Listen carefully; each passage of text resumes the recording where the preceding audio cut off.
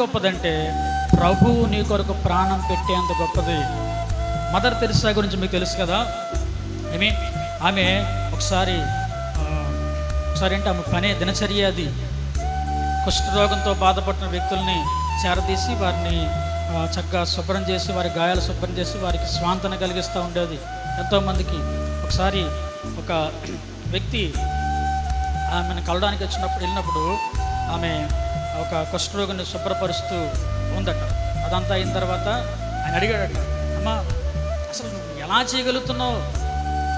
ఒకవేళ మేము అట్లాంటి వారిని చూస్తే, దూరం నుంచి చూస్తే అసహించుకుని అలా దూరంకి వెళ్ళిపోతాం. అక్కడ మా సొంత వాళ్ళకి అట్లాంటి పరిస్థితి అసలు వాళ్ళు కనీసం దగ్గర కూడా చేరం, రానివ్వం. నువ్వు ఎలా చేయగలుగుతున్నావు? నీ సొంత వాళ్ళు కాదు, నీ చెందిన వాళ్ళు కాదు అంటే ఆమె చెప్పింది, ఇతడి కొరకు కూడా యేసయ్య ప్రాణం పెట్టే అంత విలువ అతనికి ఉంది. దేవుని స్తోత్రం కలుగాక. ఇతను కొరకు కూడా నా ప్రభువు ప్రాణం పెట్టాడు. అంతగా అతను ప్రేమిస్తూ ఉంటే నేను ప్రేమించకపోతే ఎలా? ఈరోజు గమనించండి, ప్రభు దృష్టిలో మనం చాలా విలువైన వాడు, చాలా విలువైన వాడు. గిదియోను తెలుసు కదా, న్యాయాధిపతుల గ్రంథాలకు అందిస్తాడు. అతడు తాను పిరికివాడుగా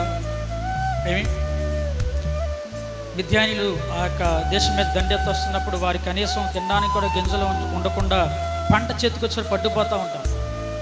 అట్లాంటి పరిస్థితుల్లో తనకు వచ్చినటువంటి దాన్ని శుభ్రపరచుకోవడానికి లేదా ధాన్యాన్ని సమకూర్చుకోవడానికి గానుకు చాటున వాటిని శుభ్రపరచుకుంటూ ఉన్నప్పుడు దేవుని దూత అతనితో మాట్లాడడానికి వస్తాడు.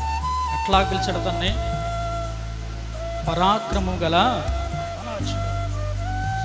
దేవునికి అతనికి యెహోవా దూతకి మరి గిద్యోనికి మరి సంభాషణలో చూసినట్లయితే, దేవుడు నీకు తోడైనాడంటే, దేవుడు నాకు తోడేంటి, మాకు తోడేంటి, ఇట్లా ఎందుకు జరుగుద్ది కదా.